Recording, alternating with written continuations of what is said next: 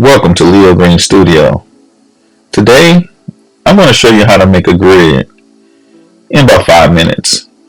The first thing you need to do is get you a good picture where you can kind of see everything clearly. Right now, I'm mapping out my grid and I'm making 1-inch marks. Those 1-inch marks, I'm going to make sure I have 2 of those 1-inch marks. That way, I can make a straight line. Again, you have to have at least 2 marks. Those marks are where you're going to measure. And then you have to do that again on a separate sheet of paper. Okay, I printed out a piece of paper that is 5 by 3.5. So that means that my paper that I make twice the size is going to be 10 by 7.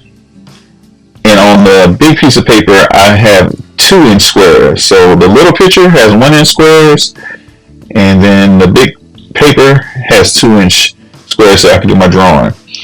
I mapped out where each square is, saying A, B, C, and D, and then 1, 2, 3, 4, 5 going down. That way I know where everything's located.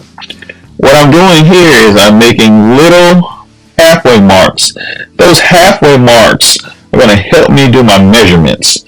Sometimes the image in the picture will land right on those halfway marks. And that'll make it easier for me to draw. This drawing technique with a grid drawing is good to help you make correct proportions. You are only drawing in the square. Okay, you're only drawing in the square. Whatever happens in the square, you're going to draw what's in the square. Okay, and again, I use halfway marks to do my measurements. So a halfway mark on a 1-inch square is a 1/2 inch. A halfway mark on the drawing that is 2-inch squared is going to be a 1-inch mark. Okay. After I get my drawing done, and I have to have a really good drawing, so make sure that your drawing is matching what's happening in the image. Make sure your drawing is matching what's happening in the image. Before you can start making it actually look like the image, the drawing needs to be really good. But hey, let's make sure we're doing this. Do not draw too hard. Okay, don't work in one space too long.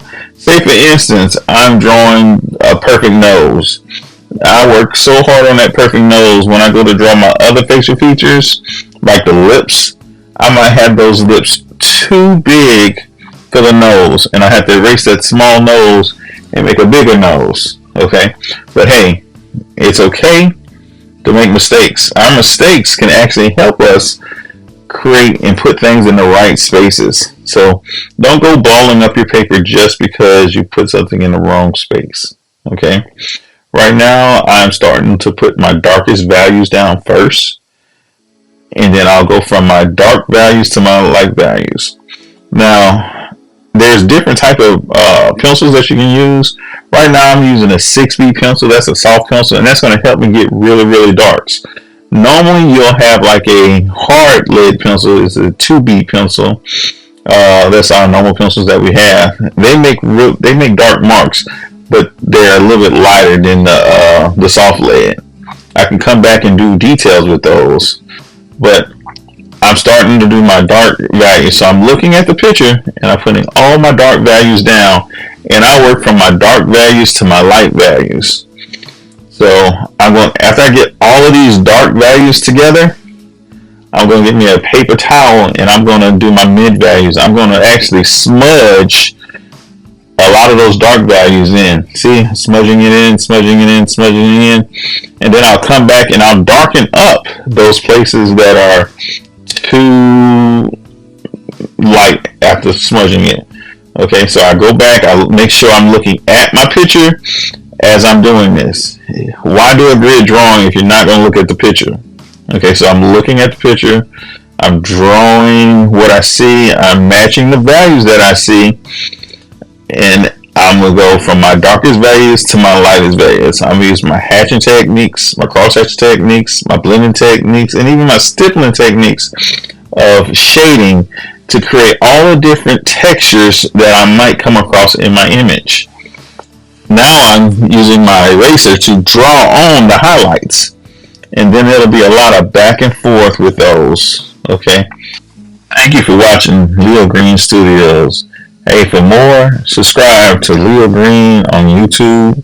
Check out my Facebook, Leo Green. Check out my Instagram, Leo Green 24. Check out my TikTok, Leo Green 245.